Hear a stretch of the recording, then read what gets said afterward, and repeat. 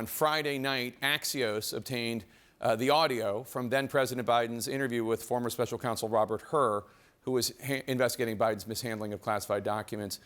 In that audio tape, you hear President Biden rambling, unable to keep a train of thought, getting dates wrong. Let's run a little clip of that. Trump gets elected in November of 2017? 2016. All right. So, why do I have 2017 here? That's when you left office, January of 2017. Yeah, okay. But that's when Trump gets sworn in. Right. January. Right. Correct. At a different time in that interview, he's asked about the 2017-2018 period, and he says during that period, his son Beau was either deployed or dying, but Beau was deployed in 2008-2009, and he died tragically in May 2015.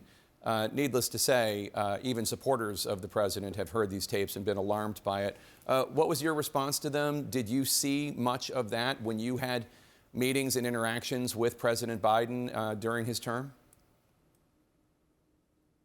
No, I didn't. You know, the fact of the matter is I saw Biden often, but not as often as people seem to think. I saw him, talked to him on the telephone very often, and I never saw anything that I thought was outside of the ordinary.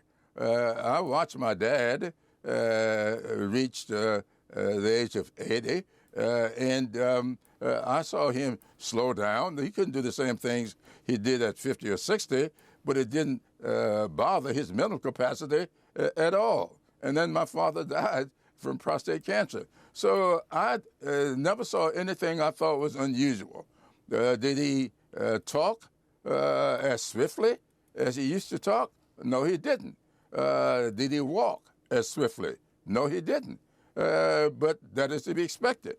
Those of us who reach that age, as I have, we don't walk as often as fast as we used to, and I may talk as fast as I used to, but we down here in the South don't talk all that fast anyway. Well, with all due respect, sir, having interviewed you quite often, I don't think there's any comparison between how sharp you are and your ability to talk and answer questions and get dates right, et cetera, and what we've seen from President Biden, both in that audio, but also throughout 2023, 2024, especially on the debate stage. Do you think that Joe Biden really would have been able to perform as president all the way through January 2029 when he would be 86? Yes, I thought that back then. I still think that, but I don't know that. When people ask me, did I know this or did I know the other? And the fact of the matter is, no, I didn't. And that's, you make my point here. So it's not all about age. I've seen people develop Alzheimer's when they're in their 30s and 40s. So it's not about age. It's about the ability to do the job. And I never saw anything that allowed me to think that Joe Biden was not able to do the job. Just that simple. The debate didn't make you concerned about whether or not he could do the job? Absolutely it did. I never saw any of that. I didn't see the tapes from the Hur interview, and I watched that debate, and you and I talked about it, and yes, I was concerned. Now the question is this a condition or is this an incident? And I have had incidents when I was looking for my glasses and had them on. So you have these kinds of incidents, and that's the question is. And then remember, a lot of us were a bit concerned about his schedule in the run-up to the debate. He took 2 overseas trips, came back and started preparing for that debate.